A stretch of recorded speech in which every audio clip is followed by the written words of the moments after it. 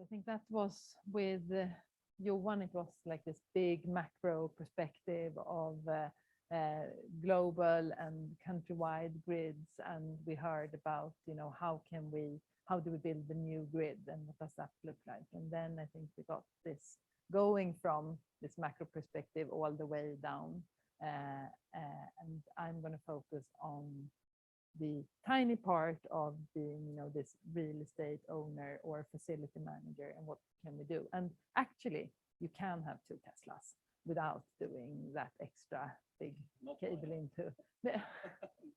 Maybe not your house as it is today, but I think with some technology in combination, both from what you heard from Joachim and other things available, if you combine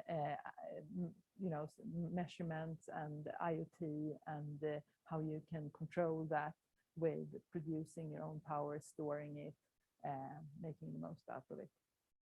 But of course, there are hurdles in the way. But yeah, and I think it's also, you're not even allowed to get this 63 amps in your own house.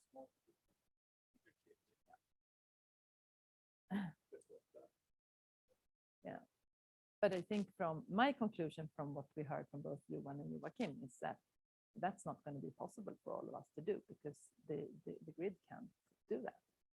So luckily there are other solutions. Okay, so now we're going to focus on, like I said, the energy transformation and electrification for real estate owners. But a lot of what we've heard, you will recognize it, and this is just applied in another perspective. So I think something happened here with the text in my slides. So normally you don't need to say, explain the company you work for. I'm not used to that. I have a background with Rexel, with the systems, with Husqvarna Group. Now I'm with Rexel, which is a huge company with 26,000 employees globally. In Sweden, we're unheard of if you're not, an installer, an electrician, or you work for a large, like one of the network providers.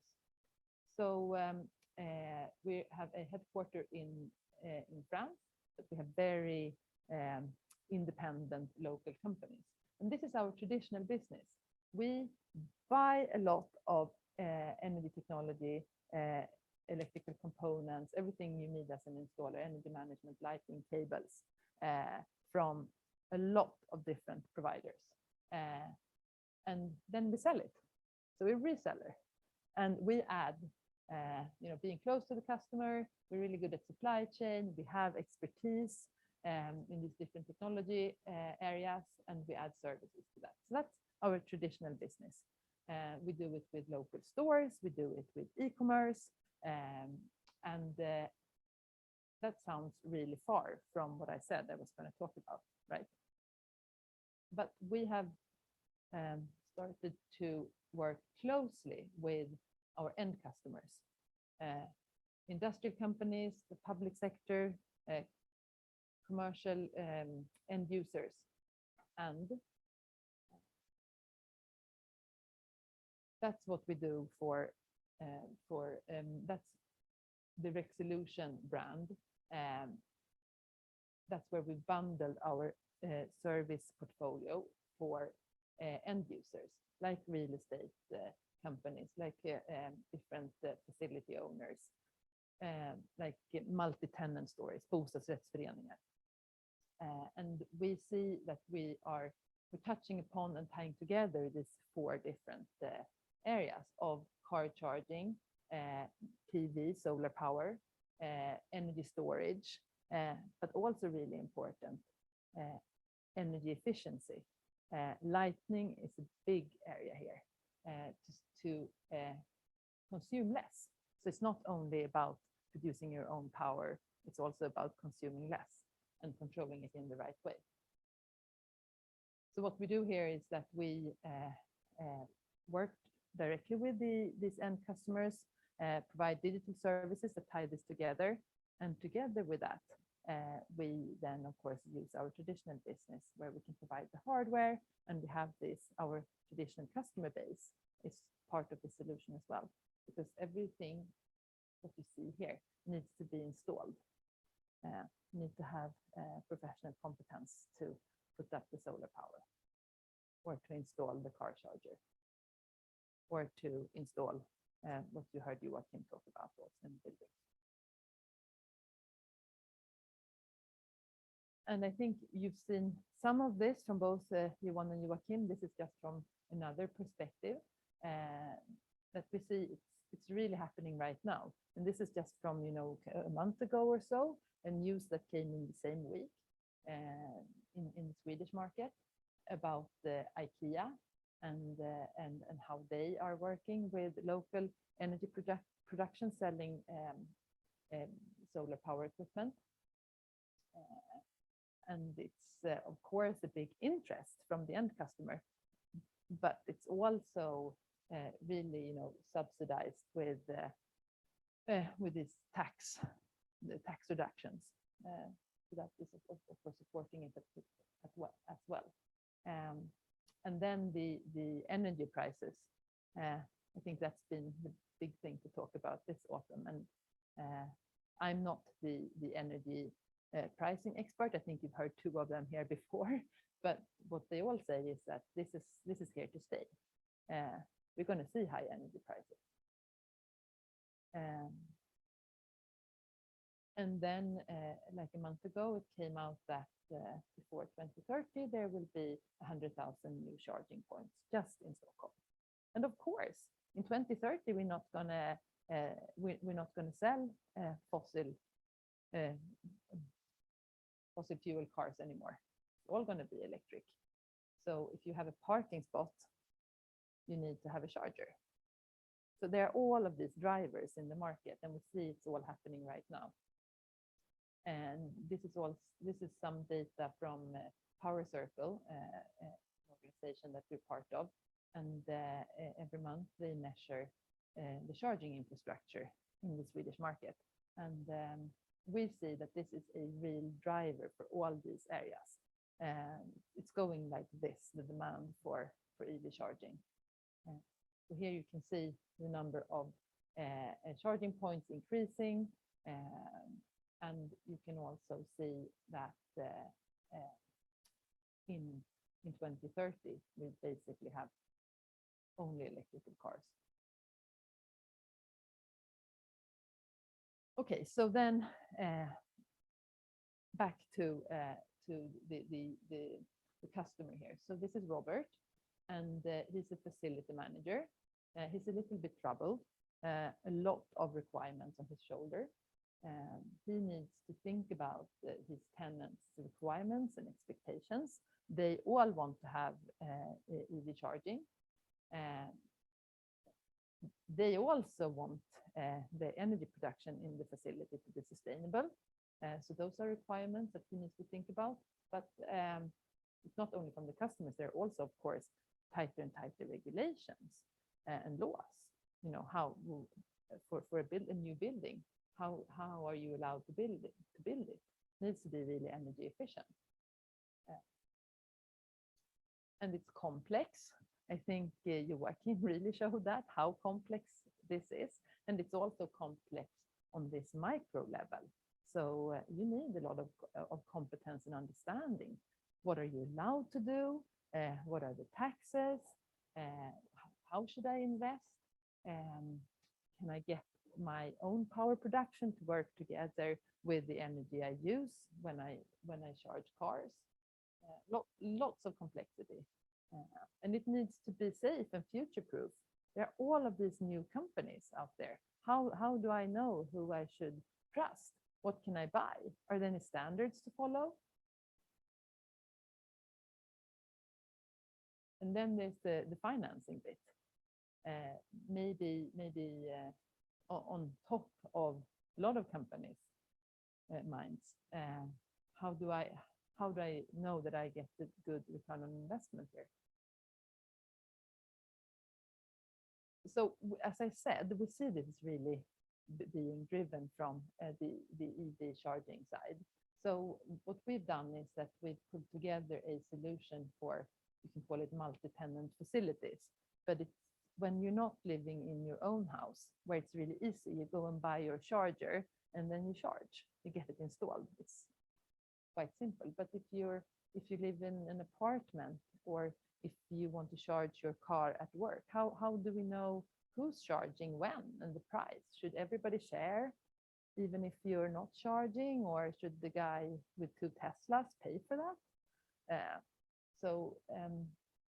And how much effort should it be for the facility manager or the owner of this business to deal with this? Should he go every day and look at the charger and take the reading and then write it down? And of course not. So there are many levels here what you can do, but we've seen that it's really important that you can give an overview for both the property owner and the tenant of the energy consumption.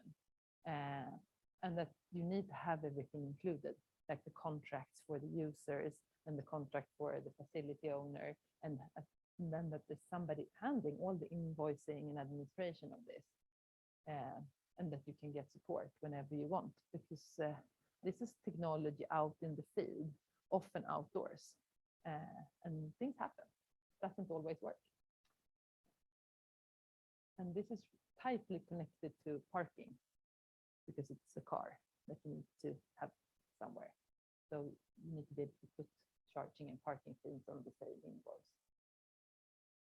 And then again, like I mentioned before, the taxes and the rules around that. You need to understand that, and it needs to be easy to pull out that data. And then for you to be able to make some money on this as well, you need to be a flexibility to share parking, and you need to be able to offer parking to others, like have public parking functionality. So if somebody comes and who's not living in this house wants to charge their car, how can you offer that? You need to ask your friend to use their subscription, or can you make it easy, like they can pay with an app like EasyPark? So we've seen that this is really something that helps the facility manager or the real estate owner to turn this cost into revenue, because you can actually make money on having people charging.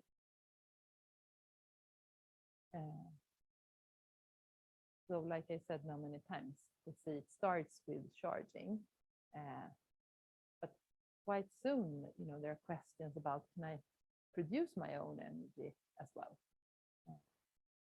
And yes, of course you can. And do you want to have that as a standalone, or do you see that you want to store it somewhere and you want to be able to use it when the sun is not shining, or when you want to charge your car? And also, what's the situation in your building today? How much energy are you using, and is it really efficient?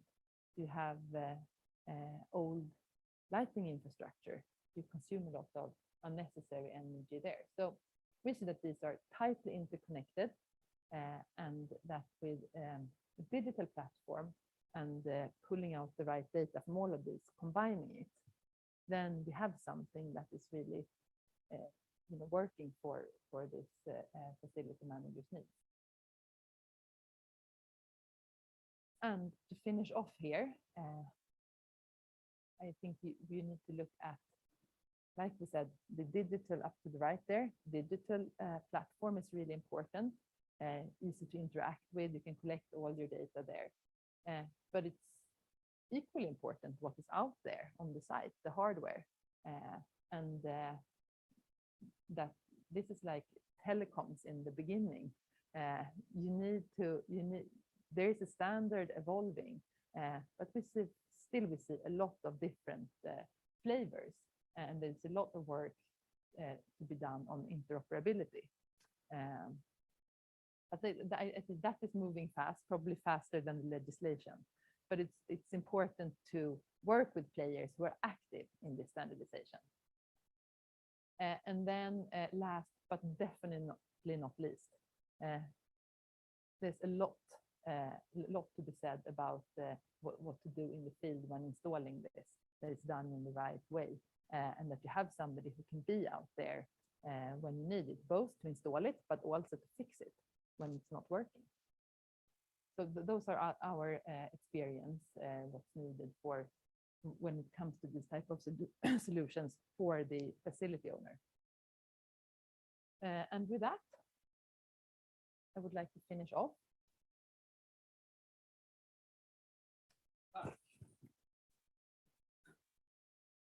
Thank you, Anna-Karin. Great. Tons of questions, but I think we maybe wrap this up. One thought I had is, Ericsson, you should go 6G power, not more data. We need more power. Remember where you heard it. That's the solution. No, thank you all guys listening. I think it was good and it was super interesting. A lot of thoughts and yeah, the bottom sum is we need more connectivity and more digitalization of how to handle old infrastructure. With that, I'm gonna wrap it up and say welcome to the bar and have a little glass, and we have sandwiches, etc. So please join. Thank you, guys.